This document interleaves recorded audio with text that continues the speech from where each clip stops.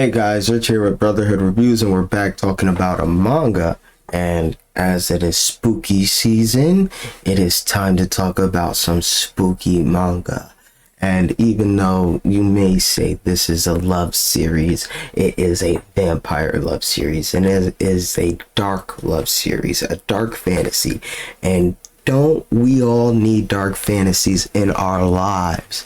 Now, as you guys know, I have the volume 1 that I did, and that'll be linked in the description below if you guys want to check that out.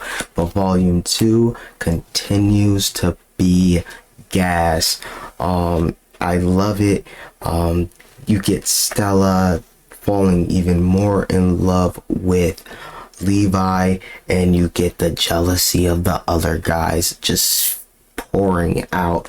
Well, not all of them are jealous, just really Frederick, and I love it. I love Frederick's energy, so toxic. Now let's get into what happens in this volume. I really enjoyed this, and I have volume 4 out of the way, and I hope 5 comes out soon.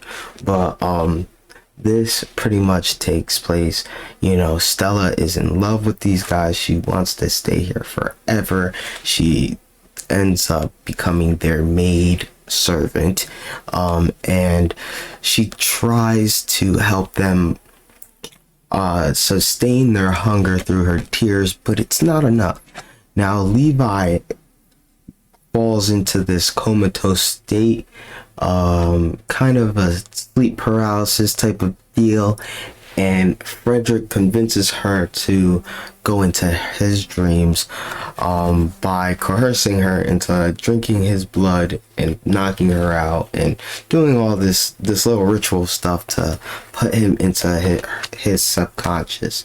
Now she has to go and endure all the things and learn more about Levi than she ever dreamed she would probably learn. And she sees that Levi doesn't want to crystallize all these women to feed off of them. If there was another way, he would do it to survive, but that's the only way they really know how to live. So she's trying to convince him to come out of this subconscious state before he gets lost forever. And on the outside, Frederick's doing some slime ball stuff.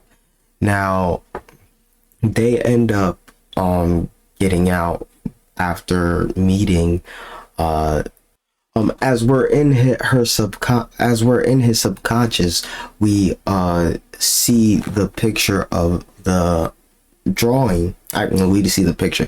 We see the person of the drawing that he has in volume 1, where it's just looks like a nun, but he can't recall the face, and the face looks just like Stella's face, and her name is Lucia, and Lucia was pretty much his first love, and she helped them pretty much sustain their hunger and not feed off of people and kill them, and for a very long time, until it seems like Frederick tricked them into eating her, and that really crushed him. And that's pretty much why they live in the castle that they are at today, and then they feed off of they target carriages here and there, and probably slip into the nearby town and abduct women here and there. But we get it's crazy because she understands why Levi has such a connection, because their face is so similar. And now that they're actually out,